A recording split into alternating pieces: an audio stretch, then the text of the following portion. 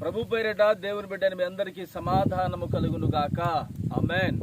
ప్రియమైన దేవుని బిడ్డలారా, ఈ దినములలో చాలా మంది ఆరోగ్యంగా ఉండటానికి అనేక ప్రయత్నాలు చేయించు ఉంటారు.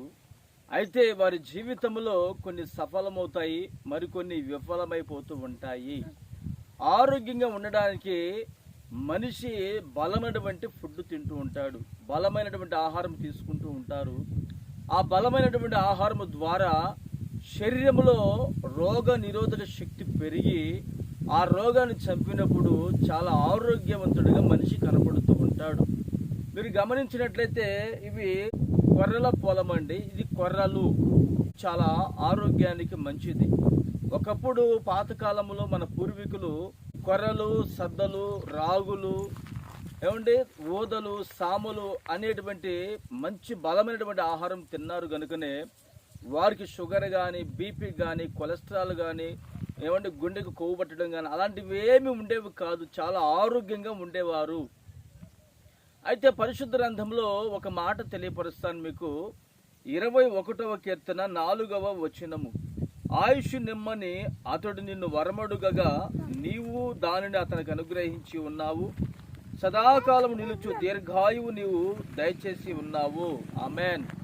దేవుని వలన మనకు ఆరోగ్యము కలుగుతుంది. ఆ ఆరోగ్యము అనేది మనకు ఒక వరమండి. మనము దీర్ఘాయువు కలిగిన వారముగా నడిపించబడుతూ ఉంటాం.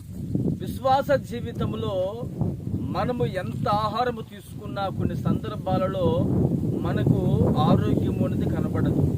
అయితే ప్రభు ద్వారా మనకు స్వస్థత కలుగుతుంది. ఆ స్వస్థత వలన మనకు దీర్ఘాయువు కలుగుతుంది. ఈ భక్తుడు దేవుని అడిగాడు, ఆయుష్ నిమ్మని. ప్రభు ఆయుష్ ఇచ్చి ఉన్నాడు. ఈ రోజున నీ ఆయుష్ కూడా ప్రభు వశమున ఉన్నది. ఏ ఆహారము వశమున లేదండి.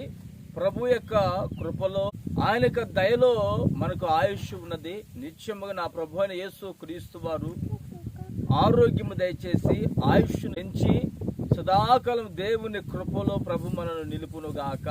ఆమేన్. ప్రార్థన చేసుకుందాం. ప్రేమగల తండ్రి, పరిశుద్ధుడా, స్తోత్రము నాయన.